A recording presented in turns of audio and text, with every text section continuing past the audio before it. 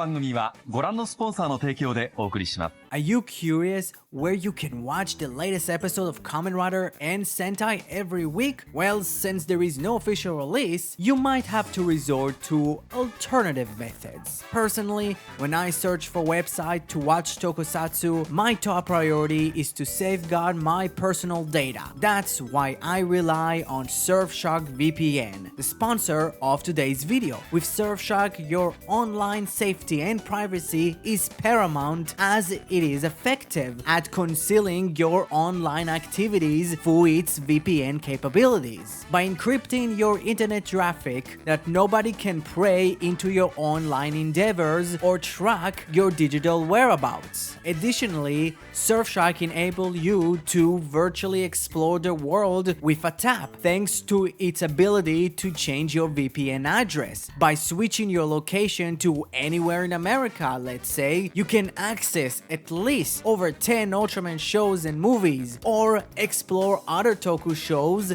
available on Tokusatsu. You can poke around at the Japanese premium Bandai page and discover a captivating array of expensive children's toys. I highly recommend getting Surfshark VPN today as it comes with an extra 3 months. Simply click the link in the description, and if you are unsatisfied, rest assured there is a 30-day money-back guarantee. So why wait any longer? Take advantage of this fantastic offer and sign up now. It's an incredible opportunity for all of you, my fellow Tokusatsu fans. Kamen Rider Geats is a tale of two halves.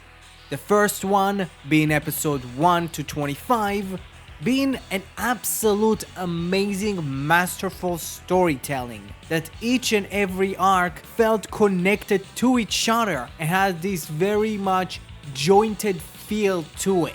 While the second half, mainly from the middle of the Jyamato Grand Prix arc, pretty much until the end of the season, felt very loose and not as connected. Having too many world resets, each and every villain felt less and less threatening and less important until pretty much the final one being Sule, being a faceless husk of body that just spew out, "I'm evil, look at me." And that's kind of the problem of Geats. The show felt like there wasn't like a real vision to it. It felt that it was very kind of like, okay, we have an idea for the first half, but we'll focus on the second half later. And it really feels like it. From characters not really mattering to characters that could be important to specific arcs not being there. That's Geats' overall problem. But I already talked a lot about my problems and my issues with Geats through my weekly reviews.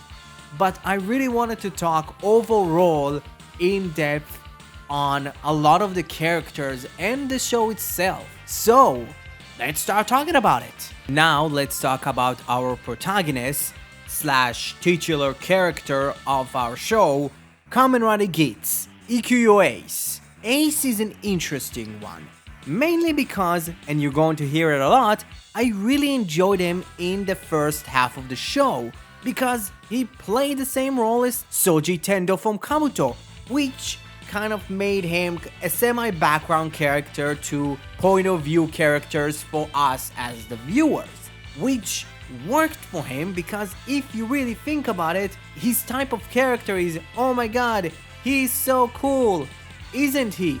Like, that's his character, which is completely fine. But here is the problem. When you make him the main character and you don't really make him lose, that's when the show kind of becomes boring.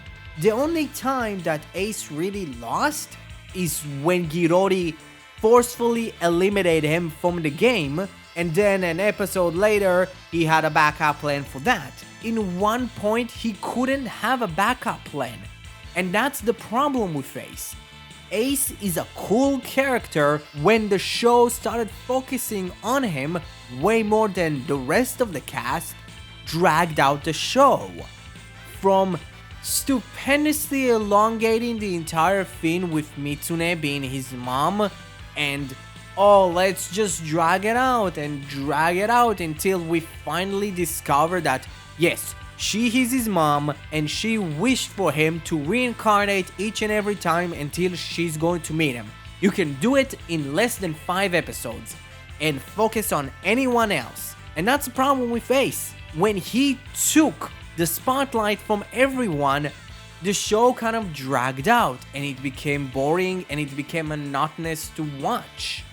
Because he was the spotlight where his story was extremely simple and could have been done in genuinely 10 episodes. And here is the one thing that I can say that is absolute top notch. You can't fight me on that.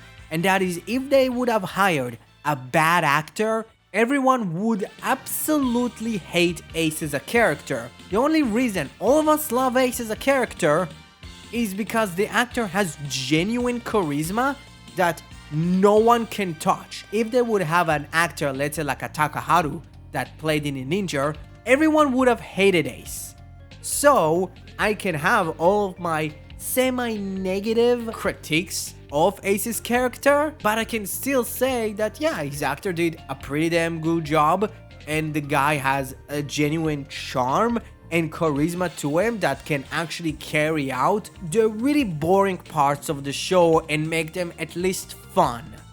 Now let's move on to Kamen Tycoon, aka Sakurai Keiwa. He was a really great character in the first half of the show, being this very heroic character that wants to fight to protect people and world peace, and fight until the end, needed to retire him because he was too damn injured. That was really cool. I think Keiwa's character kind of represented what it is to be a real Kamen Rider, knowing that you have the powers to fight evil and fight to the best of your ability. And I truly think when the show kind of slowly kind of phased Keiwa out and put Ace in the spotlight, Keiwa's entire development was kind of gone. Keiwa did have the first couple of episodes of the disaster arc, but after they kind of gave him the 3, maybe 2 episodes of that arc, everything kind of shifted to the new characters. If it's Lopo, it's mainly Lopo, slightly focusing on Azuma and Ace and Neon, and Keiwa was faded in more and more to the background in the Jyamato Grand Prix arc. And when we hit the Desire Royale arc, he had this interesting idea of like, oh my god, I now know about the Goddess of Desire. She has the power to reset the world, but she gets it from stealing people's happiness, so she needs to pay for her sins. And that was a really cool scene. The problem was, for the next 2 episodes, he was pretty much doing comedy relief and hiding from Sarah seeing him being a part of the Desire Royale. And then when she saw him, there wasn't as much of a big conflict, because from the moment she discovered that Keiwa is in the Desire Royale, she got eliminated in the next episode, and that was it pretty much, until Sarah got killed and he became like this leader of the Rider Gang, which I get it why he was doing these irrational decisions of trying to reset the world, working with the DGP staff. But I believe even Keiwa in his lowest point mentally would not actually team up with the DGP staff or Beroba. Yeah, he would team up with the Rider Gang, he would team up with Kekera. Those are characters that I can clearly see him teaming up with. He would probably lead the Rider Gang on a short leash that they would do what's right. But the problem is the way that Sarah died and the way Keiwa became a villain was too black and white. At least on the side of Keiwa. Keiwa was very much acting as a piece of shit and not really playing with the shades of grey that the story could have done. And everything about Keiwa's entire like being evil and then turning good was entirely rushed to the point of like me not really caring about Keiwa. And in my opinion, he kind of got ruined. But I still don't believe that Keiwa is an entirely bad character. As I stated for Ace, I think the actor did a phenomenal job, and I still would remember the episode episode where Kekera and Keiwa finally got to have that fight. And before Kekera died, Keiwa said to Kekera that he wanted to thank him for making him a Kamen Rider. That was great. The problem is, it's just like Keiwa kind of faded into the background, and when they put him back in the spotlight, it was way too late in the show, so they needed to rush it. That's Keiwa's entire kind of problem. Let's talk about Kamen Rider Nago, aka Neon Kurama. She's an interesting cat. At first, I believed that she would have been the weakest character out of the main four, with her very shallow wish of I am looking for real love. At first I was like, she's the girl, she wants real love to get married, and she wants to run away because, I don't know, maybe it's her way of wanting love, or her specific love is forbidden by her parents. But when we started to learn more about her, specifically in the first half of the show, learning that she was kidnapped, and this is the reason why her mom is overly protective, not really knowing why her dad is very distant from her and why he doesn't really interact with her. And like in the first, 10? I can even say 20 episodes, we didn't know how Kosei looked like. So that's was the interesting thing of like, where's the dad? What's going on with him? How her family obtained that wealth? Well, even now, we don't really know what they do, what's their job to be that wealthy, but that's interesting. And when we learn more about her kidnapping, and then in the Jyamato Grand Prix arc, like one of the best things that came out of it is the big reveal of she was just a replacement for both Kosei and his wife, real daughter that got killed in the kidnapping. And that was really interesting, and it kind of gave this new view at Neon's character of like, I don't really belong anywhere, so I want to just run away and leave. And her real relationship with Kyuun and the other riders was great. She was very much this, almost like the heart of the show. I could even say she was way more of the heart of the show than like Keiwa, mainly because, Keiwa was very distant, specifically spotlight wise on development, but she was great. I think one of the only problems that I have with her character development is when the show needed to actually put the spotlight on her, they didn't. So when they needed to do the real development, it was way too late. So they needed to rush it, with both of her parents accepting her. Here's the thing, a lot of people would complain about, oh, she didn't need to accept her parents' apology. I believe that was always needed to be the actual outcome of the show. The problem was, it's not that she accepted it, the problem was that she accepted it too fast. I would have given it 2, maybe 3 episodes, but the problem was the show was nearly at its end, so they needed to rush it. That's the problem with a lot of the character development in Geats. When they hit the Jyamato Grand Prix arc and the Desire Royale, they halted all of the character developments to the other characters and focused on 2 characters that didn't really need a lot of development, where we have characters like Neon that could have gotten that development more. And I really like that she didn't need to wish for a boyfriend, and the love that she was looking for was there, but they didn't saw it like it. And how much I truly believe Neon's mom actually loved her. I see the problem of her being overprotective, and it's way more her mom and Neon needed to set boundaries, but it's way more Kosei being a deadbeat dad that didn't really care and had the goddess of creation create him a new daughter, mainly to take over the company. And it's kind of funny. Everybody looks at it as like, oh, she's looking for love. But the way I see it is way more Neon really wanting to actually need to confront her problems, and the problem is with Nan, she's fearing confrontation. She always trying to run away, and that's the thing. Literally, it's about not running away anymore. Telling the truth, Nan, in my opinion, is one of the more well-written characters in the show, and I think she didn't get ruined as much as like Keiwa or Ace or the next character we're going to talk about. But sadly, she's not the best female writer. In my opinion, it's still Jan. She's second best. She's literally like right below her.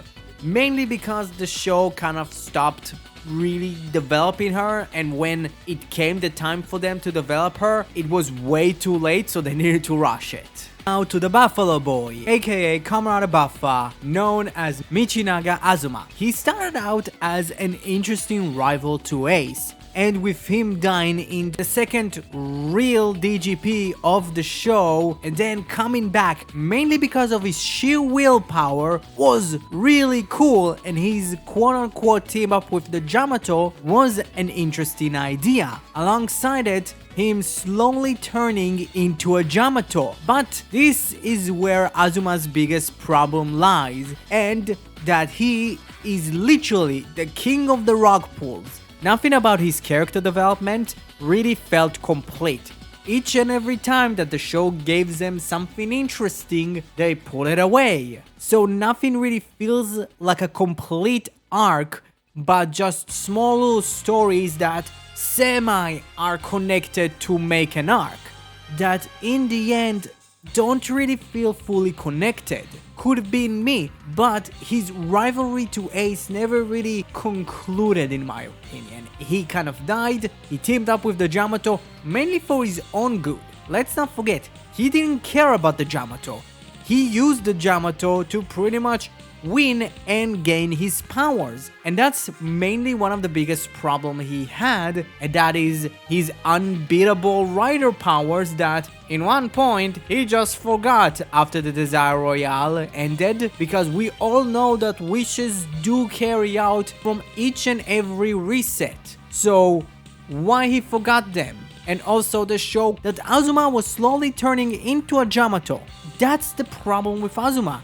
I think he was an enjoyable character, he was really fun, and he could have been so much more if they would actually do something with him that would be more consistent and feel like there is some sort of a beginning and end where Ace felt complete. Keiwa even felt complete how much he was rushed. The same with Neon. While Azuma feels so weirdly incomplete, it feels like they never really went full circle with him. They started to draw in a circle, stopped, done another one, and done another one, done another one, and they kind of never really complete those circles, so they just took all of the circles that they drawn and they just combined it together to one big circle, and it's like, oh, that's Azuma's character development.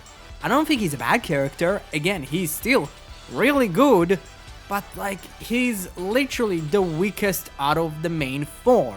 After talking about our main four riders, I can clearly say that all of them had really great stuff around them, from their stories to how they develop or how they fit into the stories and how they might have changed it. They weren't perfect. Some of them were rushed, some of them got the spotlight more than others, some of them didn't really feel fully complete, but all of them had something that was fun. So, after talking about the main four, let's talk about the rest of the cast. As the official fifth rider of the series, Winarara, aka Kamen Punkjack, was a character that I still don't get why they brought him back. Because he really feels like Laser from Exit died and then returned to do nothing. How much in his side special they did say that Niram saved him before he died? I don't know anymore. Did Win die or not? To do what? To organize the bad end or whatever Sule called it when Mitsune was quote-unquote still alive?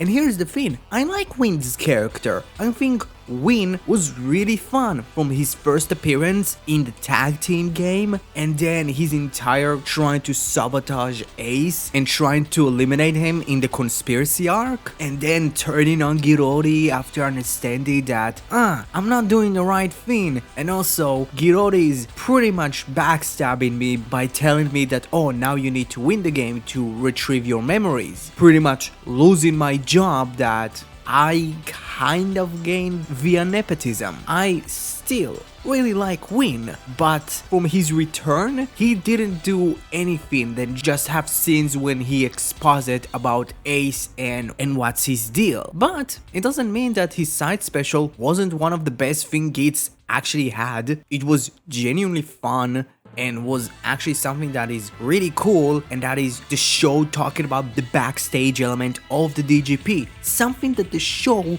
should have done from the damn first place, and not going to the supporters and the sponsors. Just go and talk about the staffers, because let's not forget, the two players that eliminated Azuba's friends were supposed to be staffers, if I'm correct, or at least those were two players that broke the rules. Like, I would have loved to see a little bit more of the backstage and the rider guards. Like, we didn't really have that. That was just a side special. Yeah, that's Win for ya. Spooky jack-o'-lantern, but rockstar. Then we have Daichi, a character that I still don't get how and why the show just decided to redeem him, because let's not forget, he was an asshole from the very first place. He was a two-dimensional asshole character that Keiwa needed to overcome, and then if Daichi would have returned, he would have just exact his revenge, Keiwa would do something, and Daichi would just disappear. That's it. That was supposed to be Daichi's character, but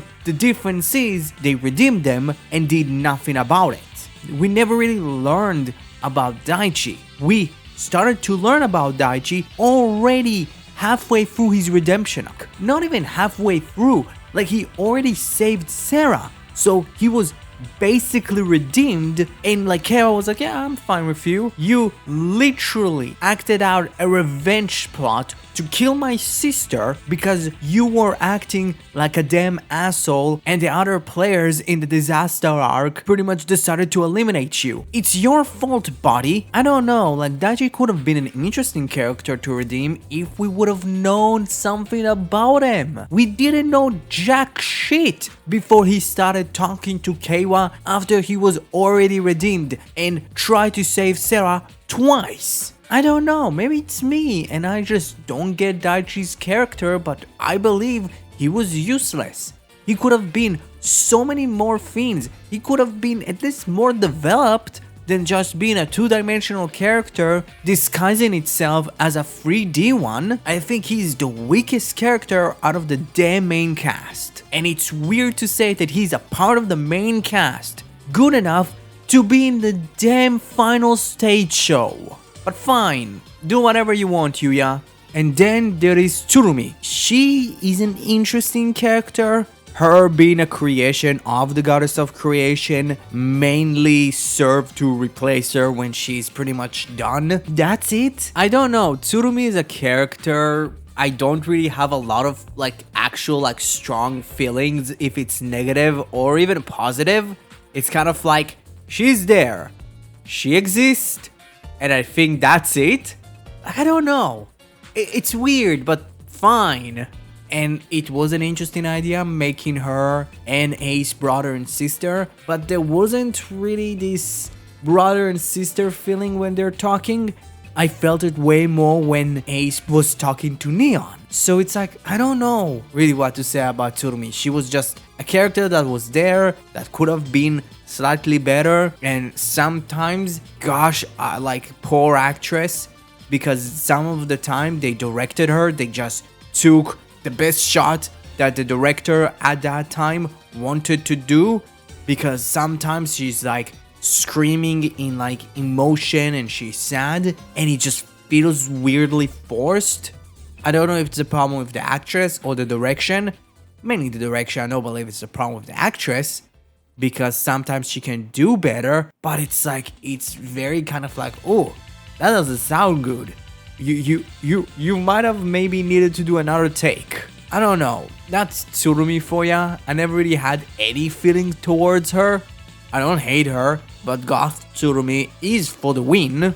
Now let's talk about the supporters. I am going through my favorite to my least favorite. Kekera is one of the only characters that I felt that the show didn't really rush, because if you really think about it, he was the only one that really had a goal in mind that made some sort of sense, with him watching Keiwa for the first time in our first episode of the show and seeing the potential in him in being a real Kamen Rider and actually trying to make him a real Kamen Rider. But the problem was the way that he saw what a Kamen Rider is way more of a checklist of like, oh, you need some tragedy happen to you, you need to have powers and you want to protect people. But this is it. This is the only thing he saw, and he saw it as way more of a fight for revenge than actually fight because you have the power to do so. Like, he semi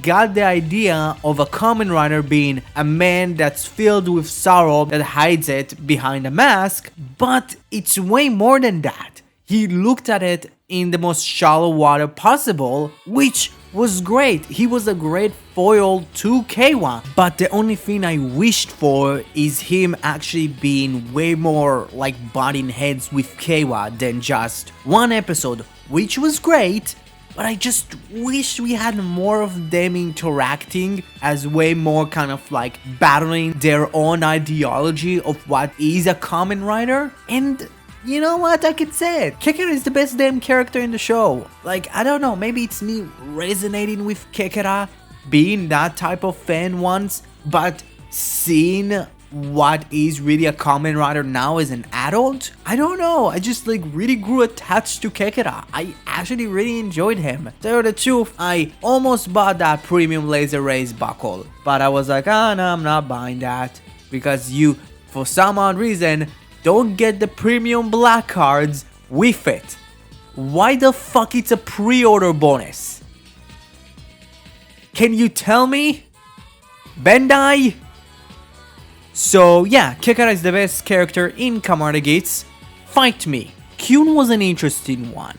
As a character, he had the most kind of intrigue around him, specifically the way that Kosei kind of built him up as like, ooh, Neon has one hell of a supporter behind her, which we still don't really know why he pumped up Kyuun, because we don't really know a lot about him. And that's kind of an interesting thing. His admiration to Neon was really fun, and the way that he interacted with Neon was really fun, because he's the only one that kind of kept his look a mystery to Neon, pretty much writing her with letters and seeing the way that he interacts with Neon with the letters and then in real life is really interesting. Being very loving and supporting in the letters while being very mean but still having constructive criticism towards her was really good. And I really liked the idea that, oh yeah, like they don't really get together. Really, if you really think about it, I don't really see Neon and Kyuun being a thing. Even after the ending, I still see them as like, you know, Kyuun is a really close person to Neon, but I don't see him as an actual couple. But I don't know, I really enjoyed in the entirety of like Kyuun's development from being kind of like a simp that doesn't really know how to really say what he wants like fully without writing it and just sending it out, to be confident enough to say to his quote-unquote idol what he actually thinks and not hiding behind mean words or a letter. And also, hey, if you simp enough, you would get with your idol. You see, guys? Just simp. Then there is Ziin, a character that I don't really have a lot to say about. Him being the first supporter that we saw was really cool, but a lot of his character is just, look, Ace is so cool, you are so cool, Ace, and that's it. He never really had an arc, he never really had a development. He was kind of there to meet ride Ace until the cows go home, and that's it. Like, I never really felt like he went and did something that is really cool and tried to break away from him at nights when no one's looking. Humping is Ace / Kamen Geats shaped pillow. But yeah, like, I don't know. Like, I don't hate Ziin. I think Ziin was a really cool introduction to the entire concept of the supporters, and him actually having a suit does really help. But that was it for Ziin. Like, I didn't hate him. He was a character that just was there, did some stuff, left for a bit, and then returned. That's it. But now you know who is the last one, because oh boy, I have a lot to talk about her. And then there is Beroba, a character that at first I found to be very interesting. Not only being the supporter of the Jyamato, which they never really told us why the Jyamato needed supporters or sponsors, she was that, but when Azuma came in and pretty much got revived, Beroba kind of said, hey, you hate Kamen Rider, I hate humanity, let's team up. And Azuma said, okay. And that was it pretty much. She just hates humanity.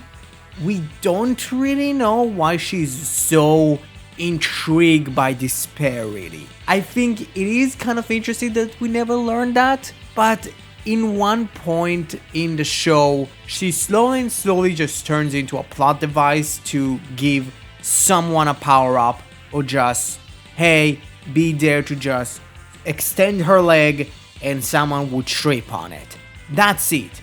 She just kind of becomes this shallow character where she could have been so much more interesting, specifically with her entire thing with Azuma, pretty much having Azuma play her like a fiddle, not really caring about her hatred towards humanity, and he just used her to pretty much win a Desire Grand Prix to get his wish. I wish they could have done more with that and not just waited out until one episode they're going to fight and Azuma is going to win.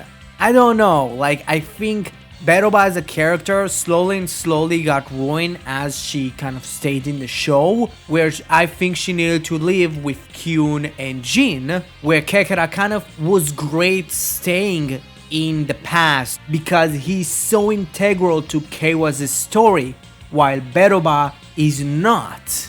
She wasn't really integral to Azuma's story. Maybe it's me, but I never really understood why she needed to stay, because she was a villain for Azuma, but also Ace and Neon, but she was way more for Ace and Neon than really Azuma. I wish she would have maybe stayed more and had more interaction with Azuma than just maybe 2 or 3. I don't know. Like a 3,000-year-old lady that made herself look like a 15-year-old girl. I don't know. It's kind of funny. Now let's finish up with all of the other characters in the show. Like Girori, the best GM in the entire show. I don't care. Fight me. What I absolutely love is his outlook on the riders being this beacon of light and hope that fight for justice was genuinely intriguing, because like he knows that the entire thing is kayfabe, but he looks at it as a shoot. Which, why he looks at it like that? That would have been interesting to really explore, but also leaving it a mystery was great. And I actually really did love the idea that he really hated Ace because he was winning all the time. But when he returned, he kind of understood that, yeah, like Ace is the only way for, you know, humanity's salvation and actually having full-on peace. Chirami was really fun, looking at the DGP as way more of a reality show than a fight for humanity's sake. I really enjoyed him. He was a genuine fun character to watch, being the complete opposite of Girori. And the last game master being Jito. He was cool looking. That's it really. He never really had a character. He never really had any personality to him. He was just there to be the first person that introduces the Zillion driver? I don't know.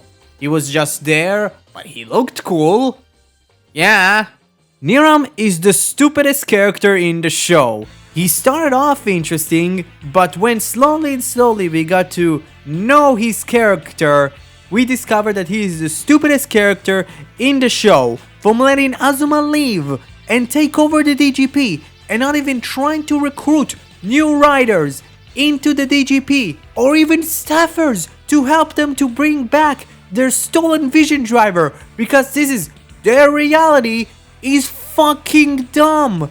And let's not talk about his stupid face turn when he was defending Tsurumi, knowing that she was truly made to just replace Mitsune. I don't get people that like Niram. Genuinely, I can get any other person. Straight up, you can defend Daichi and I would get you. Bro, I would get Daichi fans. I would never get Niram fans. And let's talk about his replacement, Samus. She had a Glock that can somehow injure people from the future when they're supposed to have like completely different internals. I don't know. And then there is Sule. He's a faceless and bodiless, pretty much husk of a voice that has no personality. He's just there to be there. He's not that interesting. And then there is like Archimedel, which I really found him and the Jyamato really interesting, specifically the way they look at themselves, specifically Archimedel seeing himself as one with the Jyamato, while the Jyamato don't really see him as one at first, but slowly and slowly as he grow them, they actually do treat him like one, and him pretty much giving up his body to a Jyamato was really interesting. The Jyamato, in my opinion, could have been an interesting story to tell about those creatures that was made only to be the bad guys.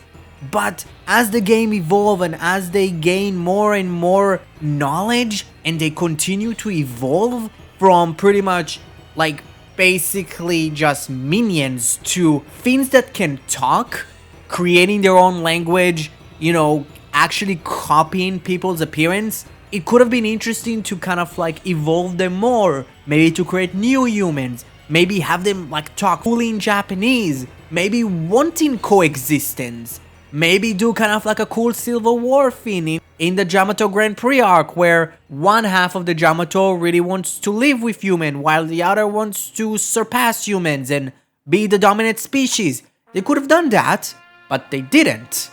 That's kind of the show's biggest problem, and that is kind of like having a really cool idea and not really capitalizing on it.